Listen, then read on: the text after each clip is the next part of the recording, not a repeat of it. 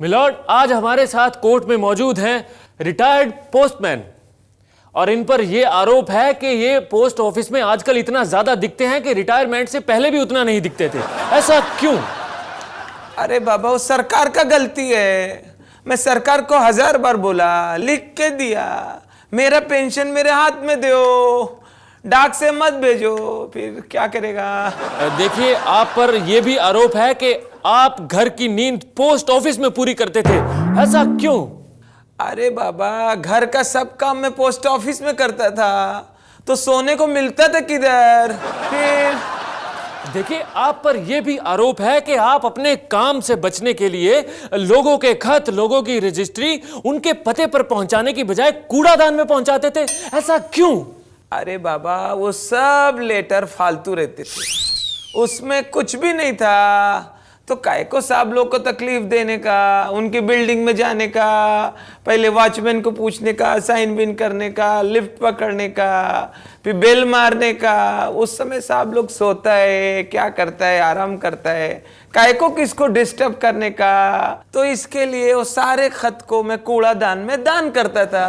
फिर हो, तो इसका मतलब है कि आप लोगों के लेटर्स खोल कर पढ़ते थे। खत लो, बिना खोले पढ़ के बताओ। फिर नमस्कार। आज हमारे बीच पेश हैं योग बाबा जी। हाँ तो बाबा जी, सबसे पहले तो हमें यह बताइए कि आपकी उम्र कितनी है? 350 साल के हैं। ये कैसे मुमकिन हो सकता है? अच्छा, दुष्ट कहीं का। जो टेलीविजन में बा आती है बूढ़ी, वो 175 साल की, वो चलता है तुम लोगों को? वो सिर्फ बा है, हम बा है। दहन 350 साल। अच्छा, हमने सुना कि आप खाने का बहुत ज्यादा परहेज करते हैं। तो परहेज न करें? हम तो उस जगह नहीं जाते हैं जहाँ खाने की व्यवस्था ना हो। वहाँ क्या जाना जहाँ ना हो खाना। अच्छा, आप पर लोगों ने इल्जाम लगाया है कि इल्जाम कौन लगा रहा? तू ही सब सवाल ढूंढ के ला हमने नहीं लगाए हैं, लोगों ने इल्जाम लगाए हैं। बना बना के आ रहा है नौटंकी। पूछो। लोगों ने इल्जाम लगाए हैं कि आप जो भी आसन है वो बैठे बैठे बताते हैं। ऐसा क्यों? तो खड़े होके कैसे करें? दुष्ट हम कोई स्टैंड अप कॉमेडियन है? आज हमारे साथ मौजूद हैं अपने इल्जामों की सफाई देने के लिए मशहूर पॉलिटिशियन, एक्टर, कमेंटेटर, क्रिकेटर, यानी कि फुल टर द ग्रेट पिद्दू जी।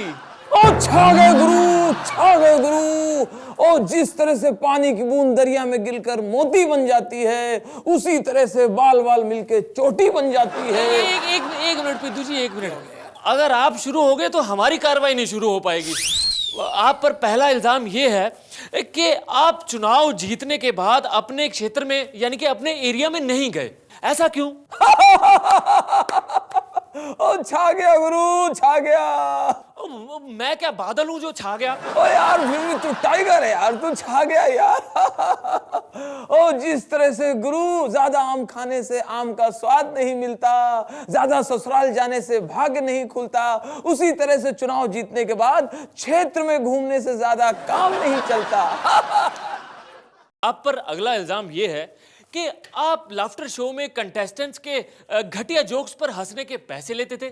क्या यह बात सच है? ओ गुरु, फिर से छा गए गुरु। क्या बात है गुरु, जिस तरह से घोड़े के बच्चे के दांत और दिल से निकली बात एकदम साफ होती है, उसी तरह से मैं सच बोलूंगा गुरु। मैं क्रिकेट में होने की वजह से मुझे फिक्सिंग की ऐसी आदत हो गई है गुरु, जैसे चकोर को चांद की, चोर को डांग की, मुर्गे को बांग की। गुरु, सच्चा इंसान वही होता है जो पर्वत को काट के रास्ता बनाता है गुरु।